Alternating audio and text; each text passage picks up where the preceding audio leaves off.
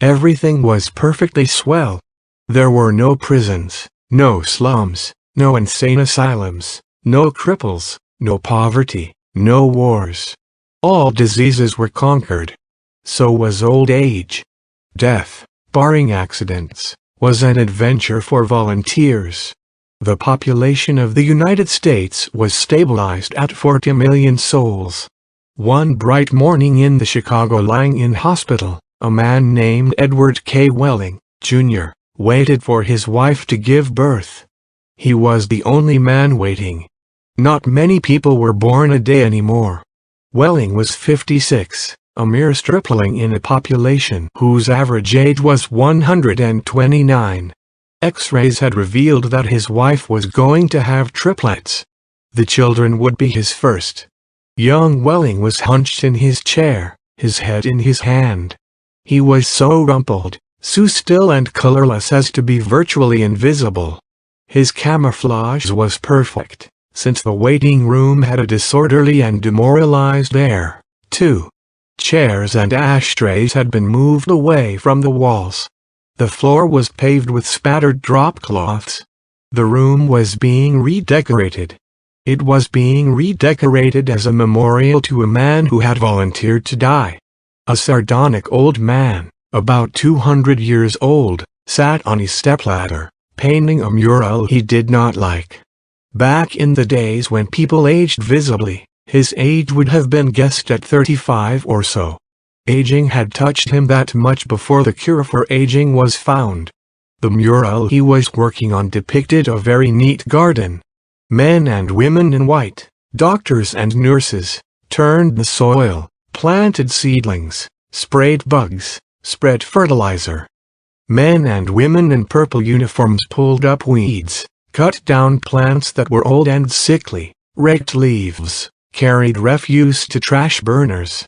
Never, never, not even in medieval Holland nor old Japan, had a garden been more formal, been better tended. Every plant had all the loam, light, water, air and nourishment it could use. A hospital orderly came down the corridor, singing under his breath a popular song, "If you don't like my kisses, honey, here's what I will do. I'll go see a girl in purple, kiss this sad world toodaloo. If you don't want my love, then why should I take up all this space? I'll get off this old planet, let some sweet baby have my place." The orderly looked in at the mural and the muralist. "Looks so real," he said, "I can practically imagine I'm standing in the middle of it." "What makes you think you're not in it?" said the painter. He gave a satiric smile. "It's called the happy garden of life, you know." "That's good of Dr. Hitz," said the orderly. He was referring to one of the male figures in white, whose head was a portrait of Dr. Benjamin Hitz, the hospital's chief obstetrician. Hitz was a blindingly handsome man. "Lot of faces still to fill in," said the orderly.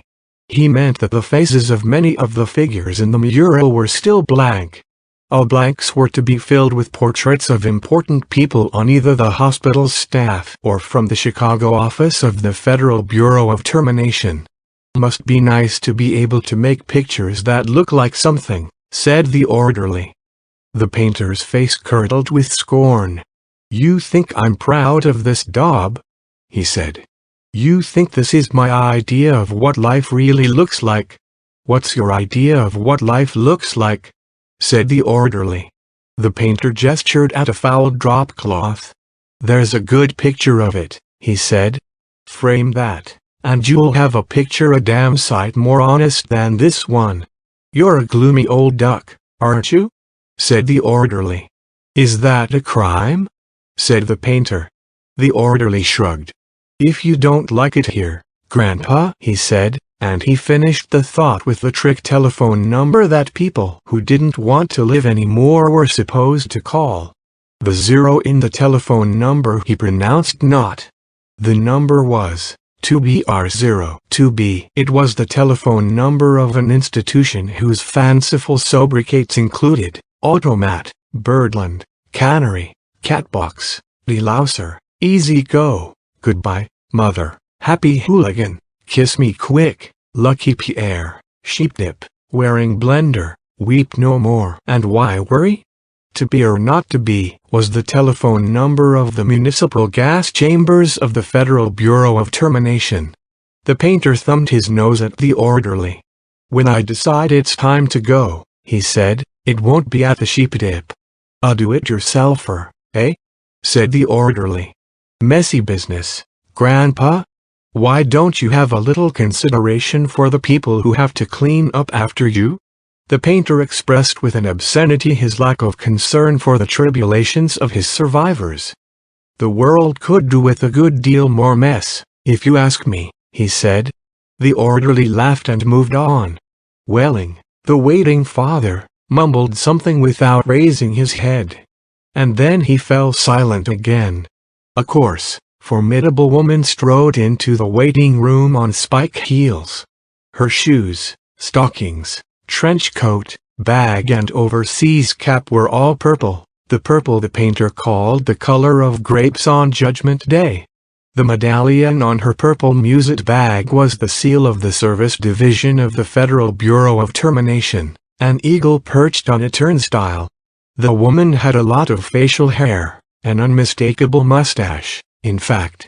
A curious thing about gas chamber hostesses was that, no matter how lovely and feminine they were when recruited, they all sprouted mustaches within 5 years or so.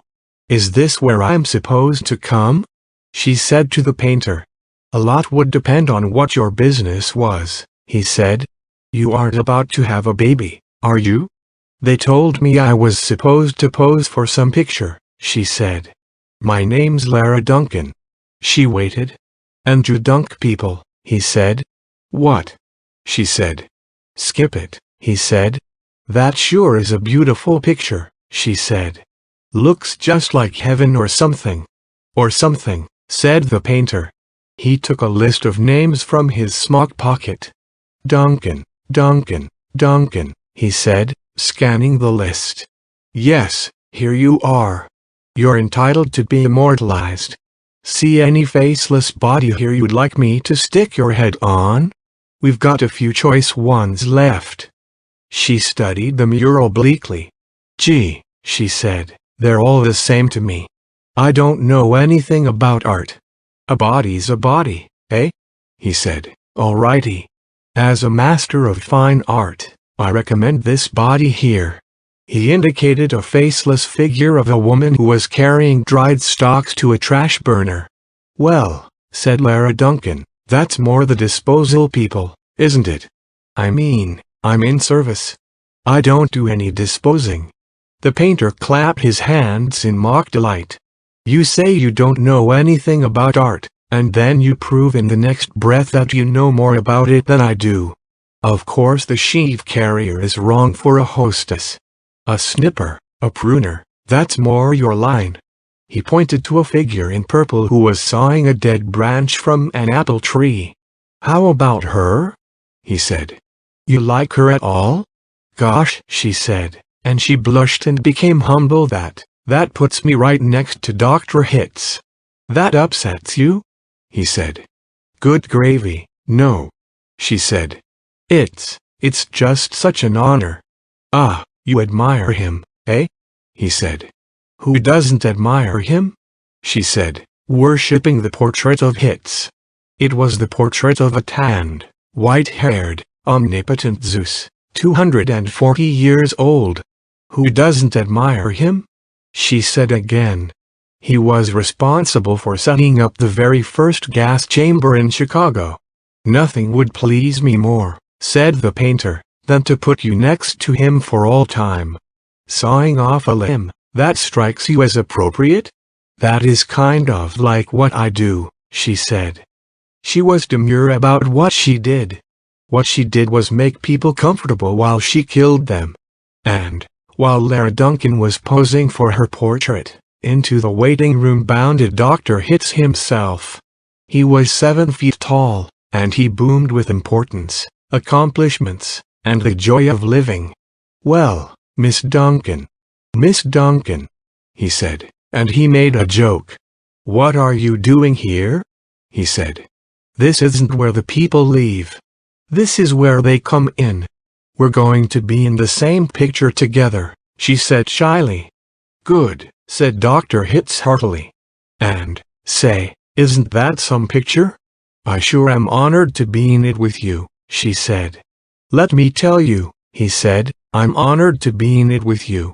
Without women like you, this wonderful world we've got wouldn't be possible. He saluted her and moved toward the door that led to the delivery rooms. Guess what was just born, he said. I can't, she said. Triplets, he said. Triplets, she said. She was exclaiming over the legal implications of triplets. The law said that no newborn child could survive unless the parents of the child could find someone who would volunteer to die. Triplets, if they were all to live, called for 3 volunteers. Do the parents have 3 volunteers? Said Lara Duncan. Last I heard, said Dr. Hitz, they had 1, and were trying to scrape another 2 up. I don't think they made it, she said. Nobody made 3 appointments with us. Nothing but singles going through today, unless somebody called in after I left. What's the name? Welling, said the waiting father, sitting up, red-eyed and frosy. Edward K. Welling, Jr., is the name of the happy father-to-be. He raised his right hand, looked at a spot on the wall, gave a hoarsely wretched chuckle. Present, he said. Oh, Mr. Welling, said Dr. Hitz, I didn't see you. The Invisible Man, said Welling.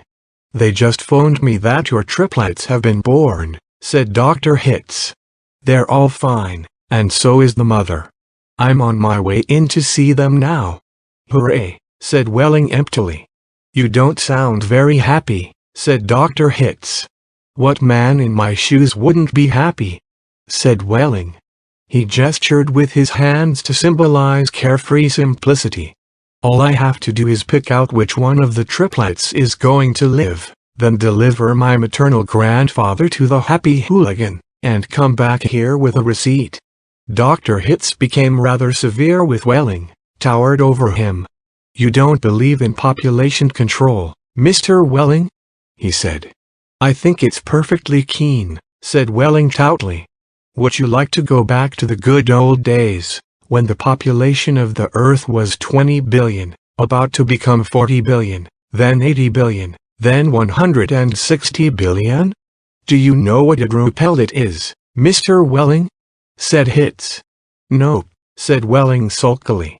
A drupellet, Mr. Welling, is one of the little knobs, one of the little pulpy grains of a blackberry, said Dr. Hitz. Without population control, human beings would now be packed on this surface of this old planet like drupellets on a blackberry. Think of it. Welling continued to stare at the same spot on the wall. In the year 2000, said Dr. Hitz, before scientists stepped in and laid down the law, there wasn't even enough drinking water to go around, and nothing to eat but seaweed, and still people insisted on their right to reproduce like jackrabbits. And their right, if possible, to live forever. I want those kids, said Welling quietly. I want all 3 of them. Of course you do, said Dr. Hitz. That's only human. I don't want my grandfather to die, either, said Welling. Nobody's really happy about taking a close relative to the catbox, said Dr. Hitz gently, sympathetically. I wish people wouldn't call it that, said Lara Duncan. What? Said Dr. Hitz. I wish people wouldn't call it the catbox, and things like that, she said. It gives people the wrong impression. You're absolutely right, said Dr. Hitz. Forgive me. He corrected himself, gave the municipal gas chambers their official title, a title no one ever used in conversation. I should have said, Ethical Suicide Studios, he said. That sounds so much better, said Lara Duncan. This child of yours, whichever one you decide to keep, Mr. Welling, said Dr. Hitz. He or she is going to live on a happy, roomy, clean, rich planet, thanks to population control. In a garden like that mural there. He shook his head. 2 centuries ago, when I was a young man, it was a hell that nobody thought could last another 20 years. Now centuries of peace and plenty stretch before us as far as the imagination cares to travel."